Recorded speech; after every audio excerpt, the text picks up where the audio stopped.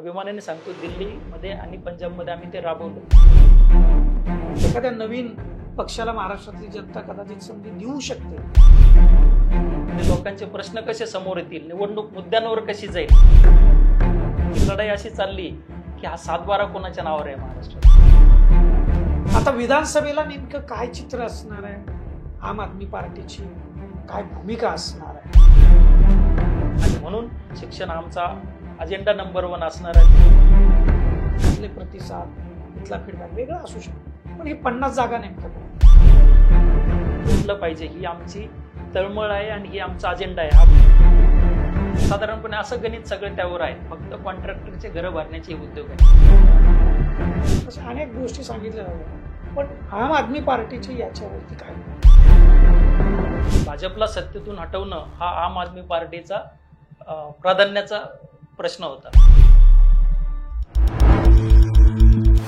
नमस्कार, मी Deepak Darade, for the people news मध्ये आपल्या सर्वांचं स्वागत. मुद्द्यावर बोलूया आपल्या विशेष मुलाखतीच्या कार्यक्रमामध्ये. आज आपण एका वेगळ्या व्यक्तिमत्वाला बोलवलंय आणि महाराष्ट्रामध्ये येणाऱ्या 3 महिन्यामध्ये विधानसभेची निवडणूक होतीये आणि त्या निमित्तानं महाराष्ट्रातलं वातावरण काय आहे, त्यांच्या पक्षाची भूमिका काय आहे आणि महाराष्ट्रातलं चित्र काय असू शकतं, काय असायला हवं, ह्या सगळ्या विषयांवरती आपण त्यांच्याबरोबर बोलणार आहे. पण या पुढे जाण्याच्या अगोदर आपण थोडक्यात एक पार्श्वभूमी जाणून घेऊया. दिल्लीमध्ये ज्या पक्षाचं सरकार आलं आणि ज्यांनी या देशाचं लक्ष वेधून घेतलं आणि त्यानंतर पंजाब राज्यामध्ये सत्ता आल्यानंतर तर आता पुढची दिशा ही पूर्ण देश व्यापण्याचीच असू शकेल असं आपल्या सगळ्यांना वाटलं.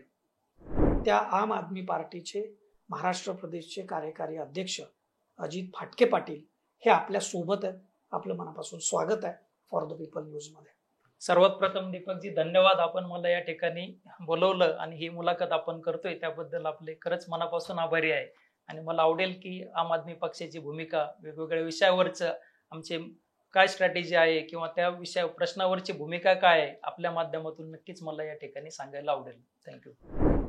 महाराष्ट्रामध्ये म्हणजे आता आपण या गेल्या 2 महिन्यापूर्वी आपण लोकसभा निवडणूक झालेली आहे, देशव्यापी निवडणूक होती, पण महाराष्ट्रापुरतं बोलायचं झालं तर इथं सत्ताधाऱ्यांना एक मोठा फटका देणारा रिझल्ट आपल्या समोर आला आणि आता विधानसभा होती आणि त्या लोकसभा निवडणुकीच्या निकालावरून अनेक अंदाज या ठिकाणी बांधले जातात. देश पातळीवरचा जर विचार केला तर आम आदमी पार्टी जो तुमचा पक्ष आहे हा जी महाराष्ट्रातली महाविकास आघाडी आहे किंवा देशामध्ये जी इंडिया आघाडी होती त्यांच्या सोबत होता आणि महाराष्ट्रात त्यांच्या बरोबर या ठिकाणी राहिलेला आहे जिथं महाविकास आघाडीचं नाव होतं. आता विधानसभेला नेमकं काय चित्र असणार आहे, आम आदमी पार्टीची काय भूमिका असणार आहे, आम आदमी पार्टी महाविकास आघाडी बरोबर जाणार आहे, आम आदमी पार्टी स्वतंत्र निवडणूक लढवणार आहे, कोणती स्ट्रॅटेजी सध्या तुमची असणार आहे, कारण 3च महिने बाकी. नक्कीच.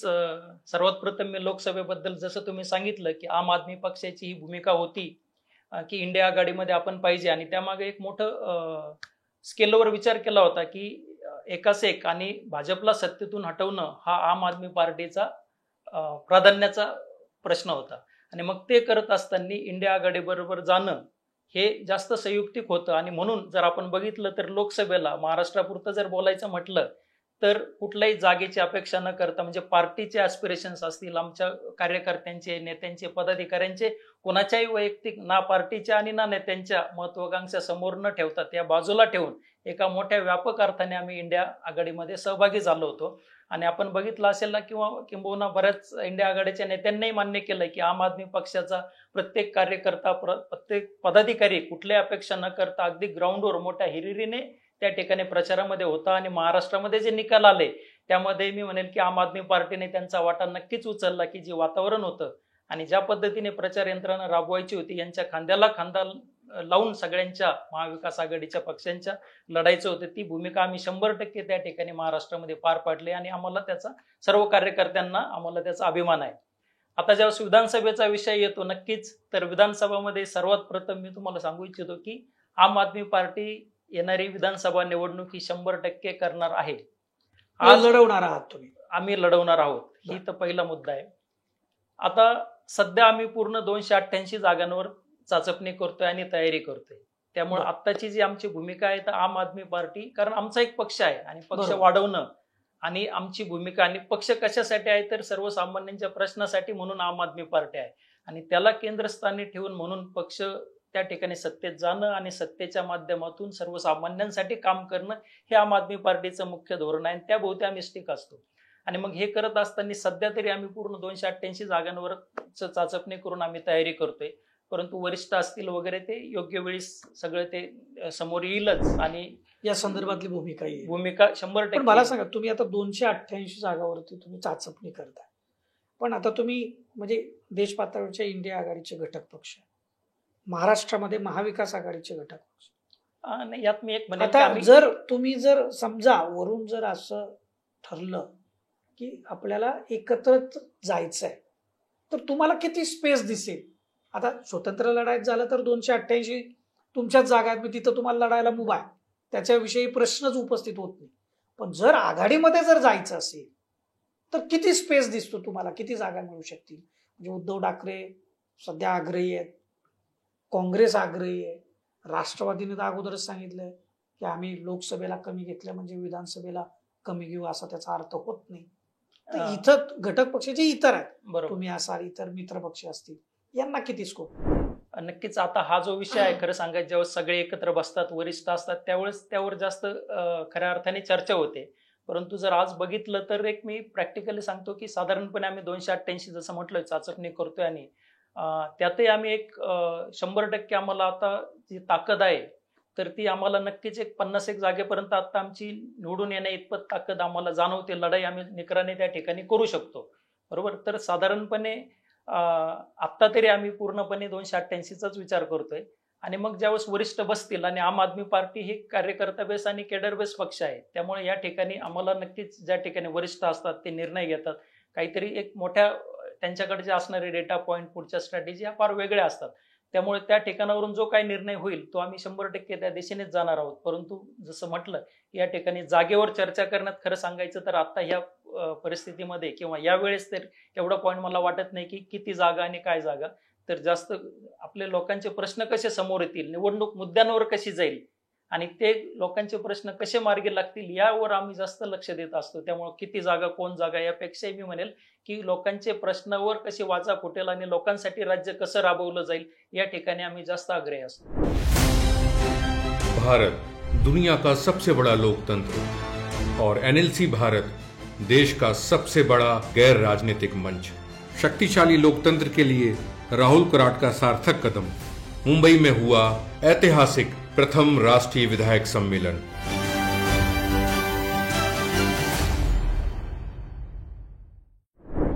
दोन मुद्दे तुमच्या या सगळ्या विवेचनातून समोर येतात. एक म्हणजे तुम्ही सांगितलं की 50 जागेवरती तुम्हाला पोटेन्शियल दिसतंय. तर मला खरं जाणून घ्यायला आवडेल की या 50 जागा कुठल्या भागातल्या आहेत, म्हणजे शहरी भागातल्या आहेत, ग्रामीण भागातल्या आहेत? कारण आम आदमी पार्टीचं एक सर थोडीफार जी काही ताकद समजा किंवा चित्र दिसतं तर थोडं शहर भागात आहे. पण या 50 जागा म्हणजे मला आकडा वैयक्तिक दृष्टिकोनातून विचाराल तर मला जास्त वाटतं. नक्कीच वाटू शकतो. पण म्हणजे कदाचित तुमचं ग्राउंड लेवलला कामही असू शकतं, ते मी नाकारत नाहीये. कारण महाराष्ट्रातली अस्थिर राजकीय परिस्थिती पाहता एखाद्या नवीन पक्षाला महाराष्ट्रातली जनता कदाचित संधी देऊ शकते, हे सुद्धा नाकारता येत नाही. त्यामुळे तुम्हाला ग्राउंडवरचा अनुभव, तिथले प्रतिसाद, तिथला फीडबॅक वेगळा असू शकतो. पण हे 50 जागा नेमक्या कुठल्या? नक्कीच. कसं आहे, जसं तुम्ही म्हटलंय की हे एक थोडासा भ्रम तयार झाला की आम आदमी पार्टी हा शहरी पक्ष आहे. तसं नाही. अगदी मी सुद्धा ग्रामीण भागातनंच आलेलो आहे. तर ग्रामीण भागात सुद्धा आम आदमी पार्टीकडे फार मोठ्या अपेक्षेने लोक बघतात. कारण जर आज बघितलं तर समस्या ग्रामीण भागात खूप जास्त आहेत आणि जिथं समस्या आहे, सर्वसामान्य वर्ग आहे, गरीब कष्टकरी वर्ग आहे, शेतकरी वर्ग आहे, त्यासाठी आम आदमी पार्टीकडनंच त्यांच्या खूप जास्त अपेक्षा आहे. फक्त होतं काय की आपण त्यांच्याकडे अटेन्शन देत नाही. बरोबर. ह्या सगळ्या विश्लेषणामध्ये आपण एक साधारण ढोबळ मानाने हिशोब मांडतो शहरी भाग आणि ग्रामीण भाग, परंतु समस्याचं प्रमाण ग्रामीण भागात सुद्धा म्हणजे तितकंच आहे आणि किंबहुना म्हणेल त्याची दाहकता ग्रामीण भागामध्ये जास्त आहे आणि मग तिथं बदलाची खूप जास्त संधी असते. आणि जर आम आदमी पार्टीला जर म्हटलं तर मी तुम्हाला सांगतो की विदर्भ मराठवाड्यामध्ये आम आदमी पार्टीला प्रचंड संधी या ठिकाणी आजच्या घडीला दिसते आणि आमच्याकडं त्याच पद्धतीचे कार्यकर्ते नेते सुद्धा त्या भागामध्ये खूप मोठ्या प्रमाणात आहेत. पुणे मुंबई शहरी पट्टा असेल तिथे सुद्धा तुम्ही जर बघितलं ना, एक निरीक्षण करा, आम आदमी पार्टी अशी एकमेव पार्टी आहे की जी अक्रॉस द सगळ्या सेगमेंटमध्ये कट होते. म्हणजे जर शहरी झोपडपट्टी एरियात सुद्धा आम्ही म्हणजे आम आदमी पार्टीकडनं लोक अपेक्षेने बघतात आणि तेही जोडले जातात. अगदी अपर एज्युकेटेड क्लास सुद्धा आम आदमी पार्टीकडे मोठ्या अपेक्षेने बघतो, जोडले जातात. मध्यमवर्गीय सुद्धा जोडले जातात. म्हणजे आर्थिक सगळ्या श्रेणीतले लोक आम आदमी पार्टीशी एक चांगल्या पद्धतीने जोडले जातात. त्याचप्रमाणे सर्व जाती आणि धर्माचे लोक आम आदमी पार्टीकडे जोडले जातात.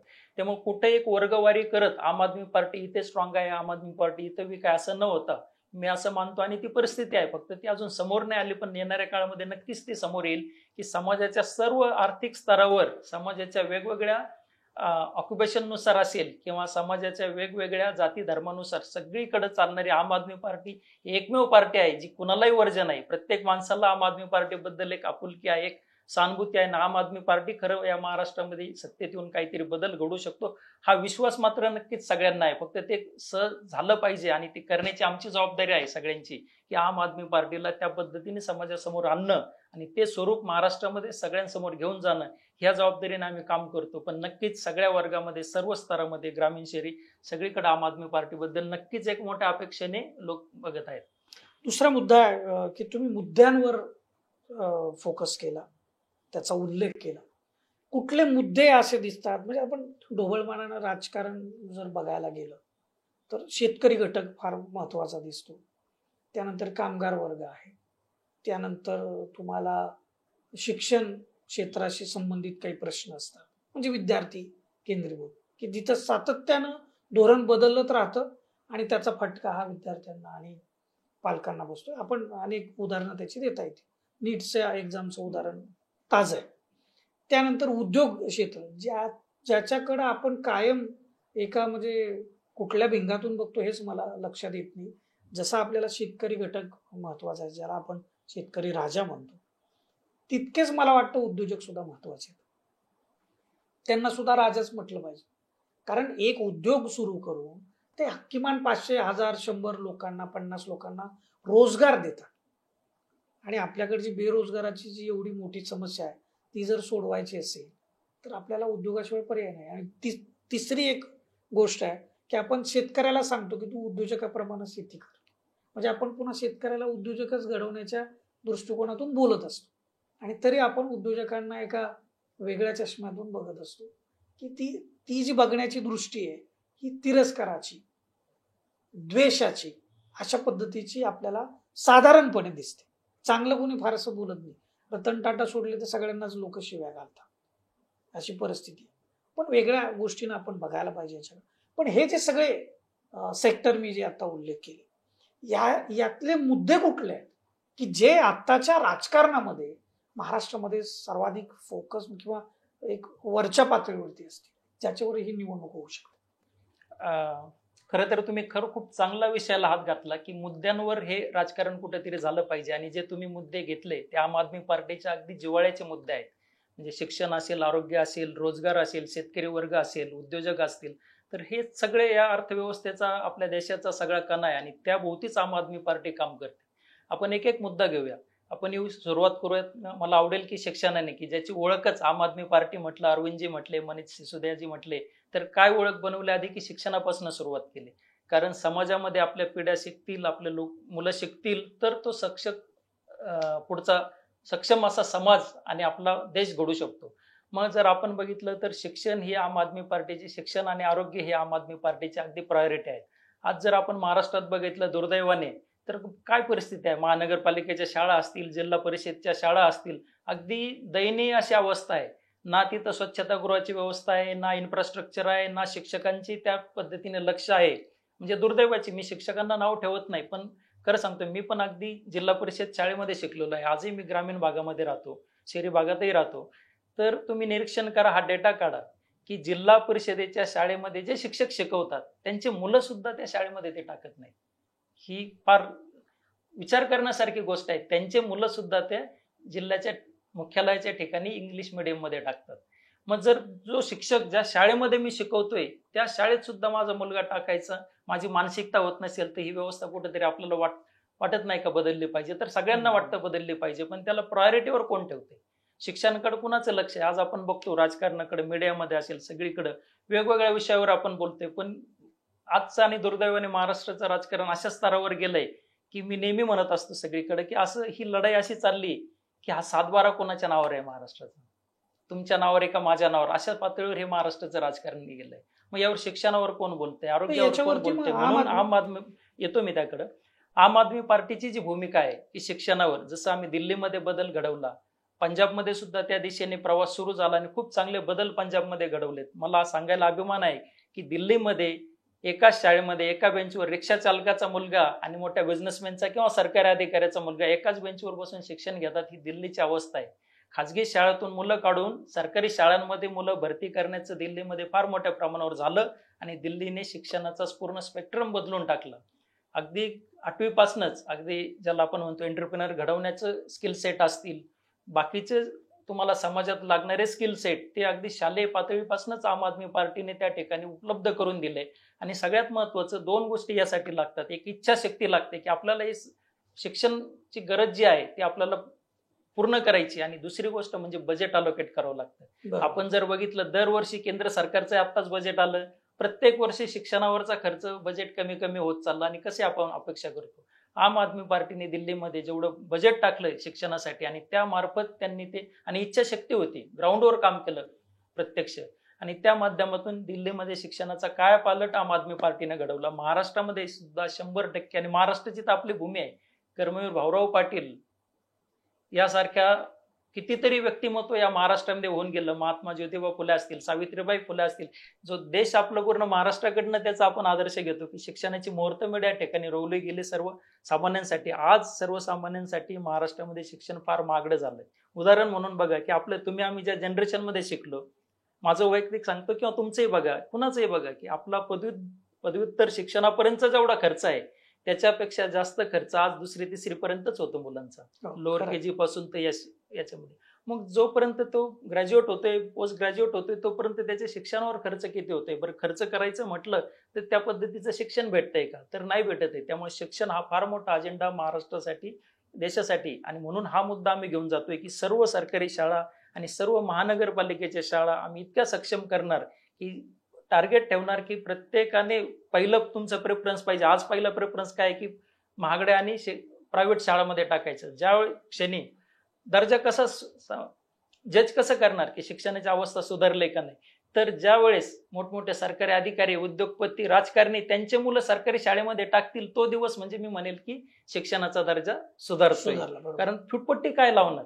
वेगवेगळ्या आपण केबिनमध्ये बसतो, खूप रिपोर्ट येतात, खूप आपण म्हणतो की शिक्षणाचा दर्जा, आकडेवारी दरवर्षी प्रत्येक सरकार अशी आकडेवारी सादर करतं की शिक्षणामध्ये खूप मोठं काहीतरी काम तयार होते, पण ते फक्त रिपोर्ट असतात, कुणीतरी केबिनमध्ये बसून बनवलेले. ग्राउंडवरती रियालिटी असते का? मग फुटपट्टी काय लावावी? तर तुम्ही आम्ही सर्वसामान्य माणसांबरोबरच मोठे उद्योगपती असतील किंवा राजकारणी असतील, त्यांचे मुलं ज्यावेळेस त्याच शाळेमध्ये जायला लागतील त्या दिवशी मग ती फुटपट्टी आम्ही वापरतो. आणि ते त्या टप्प्यापर्यंत महाराष्ट्राचं शिक्षण आम्ही नक्कीच घेऊन जाऊ. हा शिक्षणावरचा आमचा अजेंडा आहे आणि आम्ही ते करून दाखवलंय. महावेळेत बोलत नाही, आम्ही दिल्ली, पंजाबमध्ये ते करून दाखवलंय. आणि त्याच धर्तीवर महाराष्ट्रासाठी सुटेबल म्हणून अगदी सेम टू सेम होत नाही, कारण प्रत्येक रिजननुसार, प्रत्येक विभागानुसार, प्रत्येक याच्यानुसार तिथल्या परिस्थितीशी जुळून घेणार शिक्षण, आणि त्यातले ते परिस्थितीजन्य बदल करून महाराष्ट्राचं शिक्षण आम्ही अशा पातळीवर नेऊन ठेवू की मोफत शिक्षण सगळ्यांना, ही आमची भूमिका आहे. अगदी केजी पासून तर अगदी पीजी पर्यंत गेलं पाहिजे. शिक्षण हा मूलभूत अधिकार आहे. शिक्षित झाले, पिढी शिकली तर आपला समाज सशक्त होणार आहे. आणि म्हणून शिक्षण हा आमचा अजेंडा नंबर 1 असणार आहे. महाराष्ट्रातल्या शिक्षणाला आम्ही त्या ठिकाणी घेऊन जाऊ. दुसरा मुद्दा सांगतो आरोग्याचा. आज जर आरोग्य सेवेची जर परिस्थिती बघितलं तर आरोग्य सेवा अगदी परवडण्याच्या पलीकडे गेलेली आहे.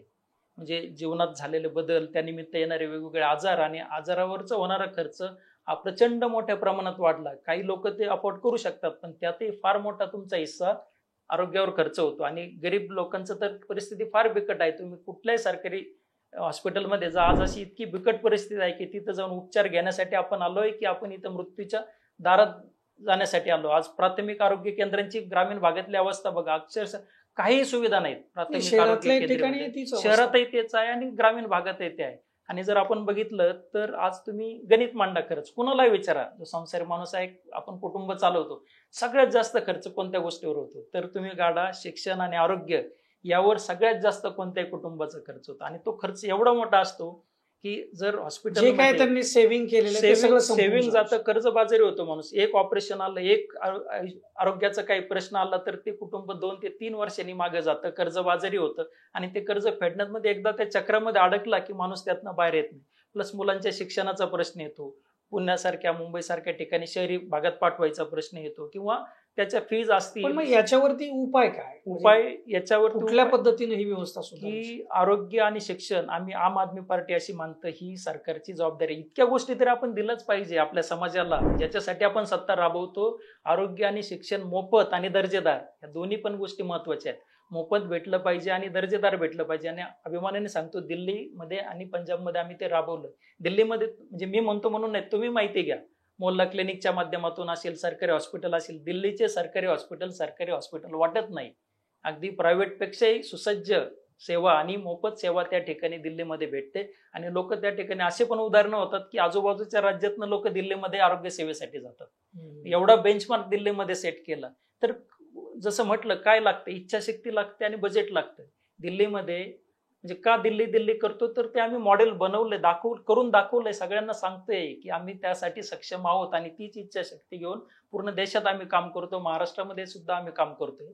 तर आरोग्य आणि शिक्षण हे दोन गोष्टी तुम्ही द्या, कोणत्याही माणसाला आरोग्य शिक्षण मोफत आणि दर्जेदार द्या, त्या माणसाचं फार मोठा आर्थिक सक्षमता, त्यातनंच भार हलका होतो. आणि तुम्हाला एक प्लॅनिंग करता येते, कारण हे दोन्ही पण खर्च असे अनप्लॅन मध्ये येतात. तुम्ही कधी आजारी पडाल, कोणतं काय आरोग्याच्या समस्येतील सांगू शकता का नाही, मग तो खर्च तुम्ही हिशोबात मांडलेला असतो का नाही, मग असा खर्च तुमच्या समोर येतो आणि तुम्ही आर्थिक खड्ड्यामध्ये पडता, ज्यातनं परत बाहेर पडणं फार अवघड असतं. त्यामुळे मी तुमच्या माध्यमातून हे सांगू इच्छितो की आम आदमी पार्टीचे पहिले 2 जे अजेंडा असतील, तर संपूर्ण महाराष्ट्रातील लोकांना, म्हणजे कोणत्या स्तरातला आहे वगैरे हा विचार न करता, सर्वांना दर्जेदार आणि मोफत आरोग्य सेवा आणि शिक्षण भेटलं पाहिजे, ही आमची तळमळ आहे आणि ही आमचा अजेंडा आहे. हा पहिल्या 2 गोष्टीवर मी सांगतो. दुसरे शेती आणि उद्योगाविषयी काय सांगा? नक्कीच आपण येऊयात की शेतीवर आधी मी विचार मांडेल, नंतर आपण उद्योगावर पण येतो. शेतीचं जर बघितलं ना, तर आता मी पण शेतकरी कुटुंबातून आलो, अजूनही आम्ही शेती करतो. तर शेतीमध्ये सगळीकडे फक्त त्या शेतीमध्ये प्रॉब्लेम आहेत आणि मग काहीतरी आंदोलनं होतात वगैरे, इथपर्यंतच आपल्याला सगळ्यांना माहिती आहे. पण शेतीच्या एखाद्या पिकाच्या मुळाशी, त्याच्या इकॉनॉमीच्या, ही अर्थव्यवस्था जर शेती आधारित पुढे न्यायची असेल, तर त्यात मुळाशी जाऊन काय बदल करावे लागतील यामध्ये कोणीही विचार करत नाही. आणि जे कोणी स्ट्रॅटेजी ठरवतात, धोरण ठरवतात, ते कुठेतरी जसं म्हटलं की सरकारी पातळीवर कुठेतरी केबिनमध्ये बसून ते धोरण ठरवतात. आणि जर आपण बघितलं तर मी एक उदाहरण म्हणून देतो, ऊसाचं उदाहरण मला देणं आवडेल की पश्चिम महाराष्ट्रात किंवा बऱ्याच ठिकाणी आज ऊस शेती खूप मोठ्या प्रमाणामध्ये महाराष्ट्रामध्ये आहे. आता ऊसाचं म्हटलं तर आपण काय आंदोलन ऐकलेत आता, मी कुणालाही असं म्हणत नाही, त्यांच्याही कार्याला माझा सलाम आहे जे कोणी आंदोलन करतात वगैरे, आणि चांगलं काम केलंय. पण आपण जर ऊसाचा प्रश्नाचं जर तुम्ही सुद्धा काय ऐकलं असेल आतापर्यंत की ऊसाच्या याच्यावर म्हणजे आंदोलन आहे आणि भावासाठी साखर कारखान्यावर भावासाठी कारखान्यावर आपण आंदोलन करतो. या पलीकडे ऊसाचा प्रश्न या महाराष्ट्रामध्ये गेला नाही. परंतु आम आदमी पार्टीची आमची भूमिका आहे की मी तुम्हाला थोडंसं सविस्तर सांगणं मला आवडेल. आज जर महाराष्ट्र, जसं सुरुवातीला मी एक वाक्य सांगतो ते आपण रेफरन्सला नेहमी वापरूया, की शेती क्षेत्र या महाराष्ट्रातलं जर सुधारायचं असेल, मग ते पश्चिम महाराष्ट्र असो, उत्तर महाराष्ट्र असो, विदर्भ, मराठवाडा, कुठलाही महाराष्ट्रातलं भाग घ्या, फक्त अन्नधान्यावर आधारित शेती क्षेत्रामध्ये आपल्याला एक लिमिटेशन येतात. तर शेती क्षेत्र ज्यावेळेस आपण अन्नधान्य आणि ऊर्जा, एनर्जी सेक्टर याचं ज्यावेळेस मिलाप आपण शेती क्षेत्रामध्ये करू, त्यावेळेस महाराष्ट्रातली परिस्थिती फार मोठ्या प्रमाणामध्ये बदलेल. मी उदाहरण म्हणून सांगतो. कशी बदलेल काय? अन्नधान्य आणि ऊर्जा. आता अन्नधान्य तर आपण करतोच आहे, म्हणजे जे काय आपण शेतीकडे बघतो म्हणजे अन्नधान्याच्या अँगलने बघतो. आता ज्यावेळेस जर आपण याला एनर्जीची म्हणजे ऊर्जा क्षेत्राची जोड देऊ, आता 2 फॉर्म मी सांगतो ऊर्जेचे, एक आहे इथेनॉल आणि दुसरा आहे सोलर शेती. आता आपण पश्चिम महाराष्ट्रापुरते किंवा ऊस शेतीचा विषय घेतला, इथेनॉलचा मुद्दा घेतला, तर आज आपण काय बघतोय की पहिला तर मुद्दा मला सांगायचा आहे की हे सगळं ऊस शेतीचं जे आहे, हे सगळं दुकानं झालेत राजकारण्यांचे, की 25 किलोमीटर हवाई हद्दीचं लिमिट यांनी टाकलंय, की एका साखर कारखान्यापासून 25 किलोमीटर हवाई हद्दीत दुसरा कारखाना होऊ शकत नाही. हे मोनोपॉलीचं, राजकारणासाठी जी मोनोपॉलीचं या महाराष्ट्रामध्ये झालंय, यामध्ये खरं शेतकऱ्यांचं मरण आहे. कारण मला एक सांगा साधं की तुम्ही जर म्हटले मी एक दुकान टाकलं आणि याच्या 1 किलोमीटर मध्ये दुसऱ्यांनी दुकान टाकायचं नाही, चालेल काय? नाही मग चालत. शेतकऱ्यांवर तुम्ही का बंधन टाकताय? तुम्हाला अनुदान नसेल द्यायचं नका देऊ, पण जर शेतकऱ्यांना किंवा एखाद्या उद्योजकाला जर साखर कारखाना टाकायचा असेल, इथेनॉलचा कारखाना टाकायचा असेल, तर त्याला त्याचं स्वातंत्र्य पाहिजे. आणि घटनेने सुद्धा हा व्यवसाय करण्याचं स्वातंत्र्य दिलं, मग शेतकऱ्यांचंच मरण का? तर आमचं पहिलं म्हणणं आहे की आम्ही या ठिकाणी 25 किलोमीटरचं लिमिट काढणार या ठिकाणी, आणि त्या माध्यमातून ज्यांना इथेनॉलचं या ठिकाणी प्रोडक्शन करायचं, इथेनॉलच्या प्रोडक्शनला परवानगी दिली पाहिजे आणि ती देणार. त्याचप्रमाणे वाहनं पूर्णपणे इथेनॉलवर चालणाऱ्या वाहनांना सुद्धा चालना पुढची गोष्ट झाली, परवानगी भेटली पाहिजे आणि चालना सुद्धा भेटली पाहिजे. आपण जर बघितलं काही देशांमध्ये, अगदी ब्राझीलचं उदाहरण घ्या, तुम्ही जाता आज पंपावर बघता की पेट्रोल स्वस्त आहे की इथेनॉल स्वस्त आहे, आणि जे स्वस्त ते तुम्ही टाकता. आपल्याकडे आपण फक्त ब्लेंडेड म्हणतोय, पण ब्लेंडेड जरी म्हटलं 5%, 10%, परत तुमचं ऑइल कंपन्या, पीयूसी सरकारवरच सगळी परत डिपेंडन्सी आली. तुमचं ह्या ऑइल कंपन्या तुमच्याकडे येणार नाहीत इथेनॉल घेण्यासाठी, कारण हे सगळं कार्टेल आहे. पण जर मी असं म्हणतो की जर माझा ऊस आहे, आज तुम्हाला कदाचित माहित असेल नाही, मला तुम्हाला सांगायला आवडेल की माझा जर ऊस असेल तर त्याचं गाळप करण्याचं स्वातंत्र्य मला शेतकरी म्हणून पाहिजे का नाही पाहिजे? नाहीये. ही आजची परिस्थिती आहे. हे सगळं शेतकऱ्यांवर आपण फक्त एका साईडने सांगतो, पण शेतकऱ्यांनी एवढी गळपेची कुठलाही सरकार किंवा कोणी यांनी इतकी गळचेपी करून ठेवली, त्याला कसल्याही व्यवसायात निमित्त स्वातंत्र्य महाराष्ट्रामध्ये किंवा देशामध्ये शेतकऱ्यांना नाही, ही खरी मेक आहे.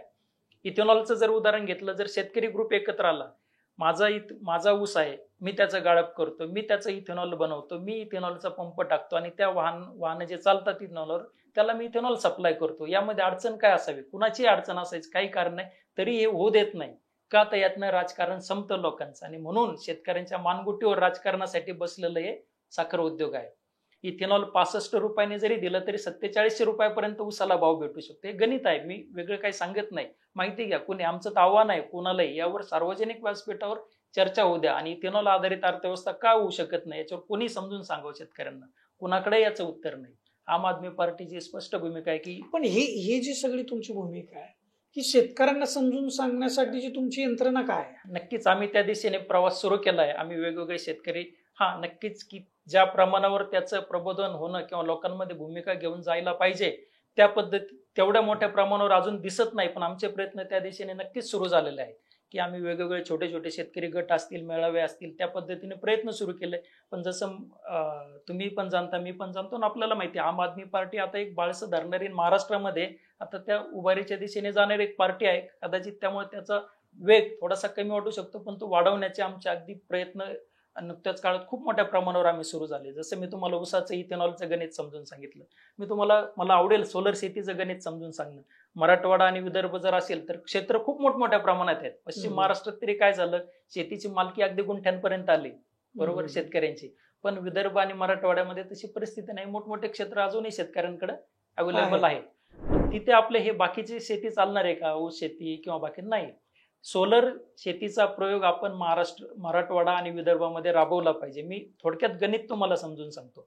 आज जर बघितलं सोलर प्लांट टाकायचा असेल तर 2.5 ते 3 रुपयापर्यंत सहज कोटेशन येतात, म्हणजे प्लांट टाकणाऱ्यांची, सोलर प्लांट टाकणाऱ्यांची इन्व्हेस्टमेंट व्यावसायिक शेतकऱ्यांकडे, म्हणजे शेतकऱ्यांकडे म्हणण्यापेक्षा ते तुम्हाला वीज पुरवण्याची, जागेवर वीज पुरवण्याची 2.5-3 रुपयाने कोटेशन तुम्हाला खूप लोक तयार आहेत. म्हणजे थोडक्यात काय, इन्व्हेस्टमेंट ते पूर्णपणे करणार.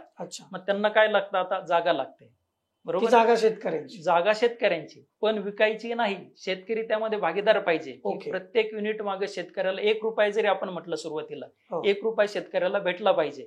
मग याचा खर्च आपण अपर साईडचा पकडू, 3 रुपये, शेतकऱ्याला 1 रुपया गेला, किती रुपये झाले, 4 रुपये. आणि ट्रान्समिशन, भले तुम्ही आपण तिथं महावितरण वापरू शकतो की महावितरणच्या माध्यमातून फक्त ट्रान्समिशनची जी कॉस्ट आहे ती सरासरी महाराष्ट्रामध्ये 3 रुपयाच्या वर नाही. म्हणजे वीज बनवून तुमच्या दारापर्यंत येईपर्यंत, म्हणजे इथे कनेक्शन पर्यंत येईपर्यंत 7 रुपये कॉस्ट द्यायची. आज महाराष्ट्रामध्ये विजेचे दर काय, कमर्शियल रेट अगदी 15च्या पुढे दर आहे, आपले घरगुती सुद्धा 10 रुपयाच्या वर गेलेले आहे. जर ही वीज 7 रुपयाने जर युनिट मागे भेटले तर अडचण काय?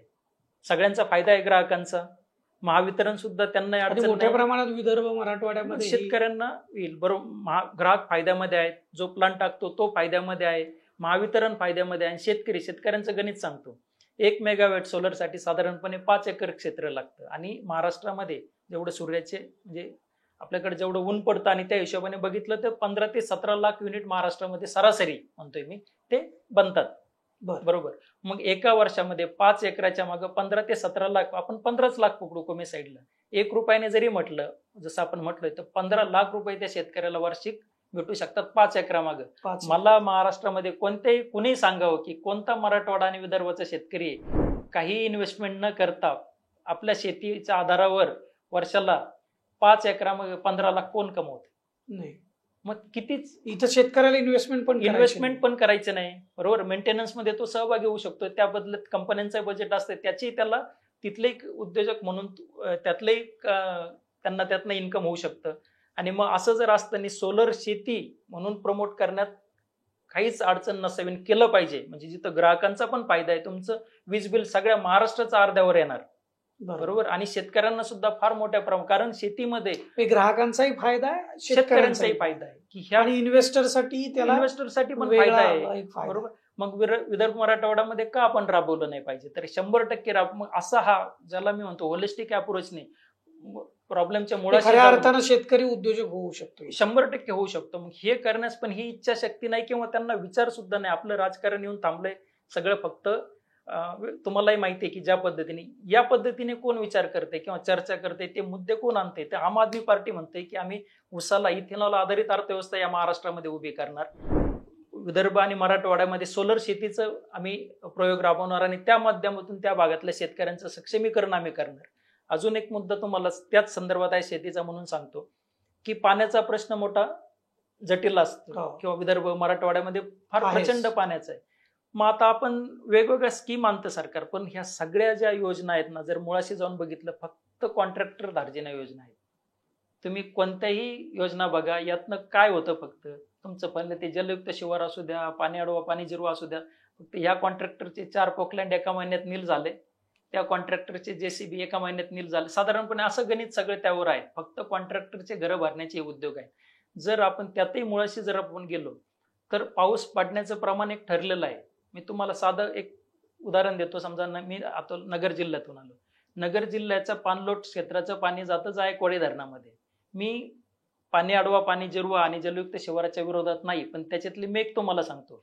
जर असं इमॅजिन करा, पूर्ण नगर जिल्ह्यामध्ये 100% पाणी अडवा, पाणी जिरवा हे धोरण जर राबवलं गेलं तर जायकवाडीमध्ये पाणी कुठून जाईल? बरोबर. जायकवाडी पाणी नाही गेलं तर मराठवाड्यामध्ये पाण्याचं काय तयार होईल? मग हे जे भांडणं लागलेत गंगापूरचे शेतकरी विरुद्ध मराठवाड्याचे शेतकरी, बरोबर, नगरचा वरचा पट्टा किंवा खालचा पट्टा, का की पाण्याचं, पावसाचं प्रमाण समजा ते असतं. मग ह्या एकच भाकरीतलं, जसं मी शेतीचं सांगितलं, तुम्हाला अन्नधान्य बरोबर ऊर्जेची जोड द्यावी लागेल, तसं पाण्यासाठी सुद्धा आपल्याला पश्चिम घाटातनं जे समुद्रात पाणी वाहून जातं ते उचलून आपल्याला इकडे आणावं लागेल. जोपर्यंत तुम्ही ताटातल्या भाकरी वाढवत नाही तोपर्यंत तुम्हाला प्रत्येकाला. याच्यावरती मी आता नुकतीच मुलाखत घेतली माझे आमदार नितीन भोसले यांची, नाशिकचे. ते या संदर्भामध्ये पाणी यात्रा काढून त्यांनी जनजागृती केली. हाच मुद्दा, पश्चिम घाटावरचे जे पाणी वाहून जातं ते उचलून लिफ्ट करून गोदावरी आणि गिरणा नदीमध्ये 100% असे त्यांच्या आणि बोलण्यात आपण योजना आहे. इस्रायलचं नेहमी उदाहरण देतो वगैरे, बरोबर. अगदी तिथे नळाने कॉकचं पाणी कुठपर्यंत आलं? शेताच्या बांधापर्यंत आलं. आपण का हे करू शकत नाही? ते इच्छाशक्ती नाही. महाराष्ट्राने प्रायोगिक तत्वावर म्हणून जरी एक कोणी राबवलं असतं, एक तालुका आम्ही पूर्ण तुम्हाला अगदी शेताच्या बांधापर्यंत कॉकने पाणी 24 तास अवेलेबल करून देतो, आज ह्या दिशेने प्रयत्न पण नाही, विचार पण नाही कोणाचे राजकीय, दुर्दैवाने. म्हणजे ही टीका म्हणून घेऊ नका, पण ही परिस्थिती आहे. कधी आपण राजकीय व्यवस्थेकडनं हे मुद्दे आणलेत आणि हे सोल्युशन पीच झालं असं कधी ऐकलं नाही. तर आम आदमी पार्टी हे मुद्दे आम्ही प्रचारामध्ये आणणार की वॉटर ग्रीड योजना राबवली गेले पाहिजे, सोलर शेतीचे प्रयोग राबवले गेले पाहिजे, इथेनॉल आधारित हे सगळे मुद्दे तुमचे प्रचारामध्ये 100% आमचे या ठिकाणी असणार. याच्यावरच तुमची निवडणूक आम्ही 100% करणार. आणि शिक्षण आणि आरोग्य महाराष्ट्रातील प्रत्येक माणसाला मूलभूत गरज म्हणून दर्जेदार आणि मोफत भेटणार, ह्या गोष्टी आपण कव्हर केल्या. आता तुमचं अजून एक मला आवडेल बोलणं की तुम्ही उद्योगचा विषय घेतला. 100% आपण जर बघितलं कोणत्याही व्यवस्थेमध्ये उद्योजक हा एक फार महत्वाचा घटक असतात. आणि तुम्ही खरंच खूप छान उदाहरण दिलं की आपण म्हणतोय शेतकऱ्याने पण उद्योग झालं पाहिजे. म्हणजे आपण सगळे आयडियल कोणाला मानतोय, म्हणजे कसं काम केलं पाहिजे तर उद्योजकासारखं. मग जे खरे उद्योजक आहेत त्यांच्या बाबतीत आपण भूमिका काय घेतो? तर मी नेहमी म्हणतो की या आपल्यामध्ये सिस्टीममध्ये उद्योजकाकडं एका चोराच्या नजरेने बघण्याची एक भावना तयार या हो. ठिकाणी झालेली आहे. हा, नक्कीच क्रोनी कॅपिटलिझमला आम आदमी पार्टीचा विरोध आहे. सरकारचे सगळे ठेके ठराविक उद्योगपतींनाच, म्हणजे तुमचे एअरपोर्ट, बंदर असतील, तुमचे वीज असेल, कहाणी असतील, सगळं सध्या आपण बघतोय की अदानींनाच जाते, बरोबर. तर क्रोनी कॅपिटलिझमला आमचा विरोध आहे. आमचा उद्योजकांना आणि एंटरप्रिनरशिपला विरोध नाही, आमचं त्यांना प्रोत्साहन आहे. फक्त सरकारच्या माध्यमातून जे क्रोनी कॅपिटलिझम चालतं त्याला आमचा विरोध आहे. उद्योजक हा नेहमी आपल्याला लागतो, कारण नोकरी रोजगार पुरवणार कोण? सरकार सगळ्यांना रोजगार देऊ शकतं का? परिस्थिती आहे ती. मग उद्योजक आपल्याला समाजामध्ये लागतात. आणि दुर्दैवाने आज भारतात अशी परिस्थिती तयार झाली, मागच्या कित्येक वर्षामध्ये कितीतरी लाखो उद्योजक या भारतातनं त्यांनी स्थलांतर केलंय. का? तर तुमचे धोरण त्यांना योग्य नाही. या सरकारचं धोरण, या उद्योजकाचे नाक मी कसं दाबू, याच्याकडून मी टॅक्स कसा काढू, हप्ते कसे गोळा करू, वेगवेगळ्या प्रशासनाच्या वेगवेगळ्या विभागाचे विभाग जर असतील ना, तर तुम्ही खरंच ही दुर्दैवी परिस्थिती आहे. त्या विभागाचे बरेचसे अधिकारी काम कसं करतात, तर हप्ते आपल्याला याच्याकडनं, ह्या उद्योजकाकडनं कसे काढता येते, यासाठी म्हणून तो विभाग काम करतो. आणि हे दुर्दैव आहे, तुम्ही माहिती घ्या. आणि कोणीच हे नाकारत नाही, फक्त आता बोलत नाही कोणी. मग चोराच्या नजरेतनं उद्योजकाकडे न बघता, उद्योजक हा आपल्या समाजाला त्याला प्रोत्साहन देण्याची भूमिका असली पाहिजे. जो चुकीचा करतोय त्याला नक्की 100% आपण त्याच्यावर कारवाई केली पाहिजे. परंतु सरसगट आपण उद्योजकांवर तो वरवंटा फिरवू शकत नाही. आणि उद्योजक काय असतो, तुम्ही मुळात एक उदाहरण घ्या की उद्योजक हा एक क्रिएटिव्ह माणूस असतो, जे आतापर्यंत नाहीये ते असं काहीतरी उभं करायचं, हे त्या उद्योजकाचं स्किल असतं. आणि हे करत असताना कायम त्या उद्योगातून सोल्युशन देत असतो 100%. आणि हे करत असताना कधी तुमच्या प्रचलित व्यवस्थेमध्ये कदाचित कधी नियम पण नसतात. असं करण्यासाठी काही नियमच नाही. मग तुम्ही नियम कसे बनवता किंवा वापरता की याला अडचणीत आणण्यासाठी कसं, की कधी काय असतं, बऱ्याच उद्योगात होतं. मी तुम्हाला उदाहरण देईल Web3चं, की डिजिटल करन्सीज असतील वगैरे, सगळं जो काय प्रकार आहे, आज भारतामध्ये त्या संदर्भात कुठलेही नियम नाही, बरोबर. आणि नियम नाहीत तर याचा अर्थ आपली नजर ही पाहिजे की आयदर मला प्रोएक्टिव्ह राहायचं आणि पटपट त्यांना एक फ्रेमवर्क द्यायचं, लिगल फ्रेमवर्क. किंवा जर तुम्ही देऊ शकत नसाल त्यांना, तर मग ती तुमची चुकी आहे. मग ते उद्योग करणार कसे? आणि करत असताना जर चांगल्या भावनेतनं त्याने एक ब्रॉड लेवलचा जर विचार केला, काही गडबड नाही केली इंटेन्शनली, आणि जर पुढे जात असेल आणि नियमांचा अभाव होता, तर तुम्ही मग ज्यावेळेस तुम्हाला आयडिया येते, कल्पना येते, त्या पद्धतीने तुम्ही नियम बनवा आणि तिथनं ते अप्लाय सुरू करा. रेट्रोस्पेक्टिव्ह नियम तुम्ही बनवू शकत नाही उद्योग जगतामध्ये. जसं तुम्ही म्हटले की हा नियम बनवला आणि 4 वर्षापासून हा अंमलात आहे, असं कसं होऊ शकतं? तुम्ही ज्यावेळेस त्या उद्योग सुरू केला त्यावेळेस तुमच्याकडे तो नियम होता का? बरोबर नाही. ही तुमची भूमिका लक्षात येते. एक विधानसभेच्या पार्श्वभूमीवर आपण बोलतोय. सध्या महाराष्ट्रामध्ये एक परसेप्शन क्रिएट होताना दिसत आहे. महाराष्ट्राची विधानसभेची जी निवडणूक आहे त्यावेळी कुठंतरी महाराष्ट्र गुजरात हा संघर्ष कुठंतरी दिसतोय. म्हणजे केंद्रामध्ये पंतप्रधान नरेंद्र मोदी आहेत, गृहमंत्री अमित शहा आहेत, योगायोगानं ते गुजरातचे आहेत. आणि महाराष्ट्रामध्ये ज्यावेळेस प्रचाराला सुरुवात होते तर इथं ते नेते आल्यानंतर ते महाराष्ट्रातल्या नेत्यांवरती साहजिक आहे, राजकारण म्हटलं की टीका टिप्पणी होणार आहे. परंतु ती झाल्यानंतर त्याला कुठंतरी महाराष्ट्र गुजरात असा वाद पहिल्यापासून, कारण महाराष्ट्राची निर्मिती, गुजरात वेगळं राज्य झालं, महाराष्ट्र वेगळं राज्य झालं, मुंबई महाराष्ट्राला मिळाली, मुंबई गुजरातला मिळाली नाही, अशी कुठंतरी त्याला पार्श्वभूमी आहे. आणि त्याच्यातून मग महाराष्ट्राचा उद्योग गुजरातला पळवला, मुंबईमधलं हिऱ्यांचं जे मार्केट आहे ते गुजरातमध्ये नेलं, अशा अनेक गोष्टी सांगितल्या जातात. पण आम आदमी पार्टीची याच्यावरती काय भूमिका आहे, कसं बघता तुम्ही याकडे? हा जो मुद्दा तुम्ही मांडला की खरंच या संदर्भात एक अशी परिस्थिती या देशामध्ये आणि पर्टिक्युलरली महाराष्ट्रावर अशी आलेली आहे की महाराष्ट्र हे या केंद्र सरकारच्या आणि भाजप सरकारच्या अजेंड्यावर नाही. जे काही आहे ते गुजरातला द्यायचं, गुजरातला घेऊन जायचं, ही भूमिका जे वाद म्हणून नाही किंवा आरोप म्हणून नाही, वस्तुस्थिती म्हणून आपण समजून घेतली पाहिजे. उदाहरण म्हणून सांगतो, जसं फॉक्सकॉन कुठे गेले महाराष्ट्रातनं, पुढे तिथेही काही झालं नाही, परंतु गेले ना. त्यानंतर महानंदा कुणाला दिलं? मदर टेरेला, की ज्याचं संचालन सगळं आनंदमधनं होतं. आणि सगळं महानंदा तर दिलंच, वर्ण महाराष्ट्र शासनाने त्यांना 253 कोटी रुपये दिले की ठीक आहे की हे आमचं तर घेऊन टाका, परंतु आमच्याकडनं होत नाही तर तुम्ही पण ते 253 कोटी रुपये आमच्याकडनं घ्या. जे दूध धंदा गुजरातला गेला, फॉक्सकॉन गेली, मुंबईचं डायमंड मार्केट गुजरातला नेलं, की तिथेही ते सक्सेस झालं नाही. बऱ्याचशा कंपन्या म्हणतात आम्हाला परत इकडे यायचं. म्हणजे जिथं अनुकूल परिस्थिती आहे तिथलं काढून तुम्ही गुजरातला नेते, बरोबर. त्याचप्रमाणे वेगवेगळे उद्योग असतील. स्मार्ट मीटर आम्ही मागे विषय घेतला होता. अदानींचा आणि स्मार्ट मीटर बनवण्याचा कसलाही संबंध नाही, परंतु महाराष्ट्रात कितीतरी ठेके स्मार्ट मीटर की ज्याने डिस्कॉम कंपन्या, महावितरण अगदी ज्याचं खाजगीकरण होणार आहे आणि ते सुद्धा अदानींच्याच ताब्यात महाराष्ट्रातलं जाणार. मग महावितरण गेलं, तुमचं महानंदा गेलं, तुमची फॉक्सकॉन गेली, तुमचं डायमंड मार्केट गेलं. अगदी हेच काय तुमचं मुंबईत परेड निघाले आपली, म्हणजे छोटंसं उदाहरण आहे. त्याची विजय मिरवणुकीसाठी बस सुद्धा गुजरातचीच आपल्याला लागते. ठीक आहे, तुमचे काही कारण असतील, पण ही परिस्थिती आहे, फॅक्ट आहेत की जे काय असेल. मग हा दुजाभाव कशासाठी? आपला विरोध म्हणजे हा वाद म्हणून नाही, परंतु ज्या महाराष्ट्राच्या अधिकाराच्या किंवा महाराष्ट्राच्या हक्काच्या ज्या गोष्टी आहेत त्या तुम्ही इथनं काढून तिकडं तुम्ही उभं करा ना, तिकडं नवीन काहीतरी.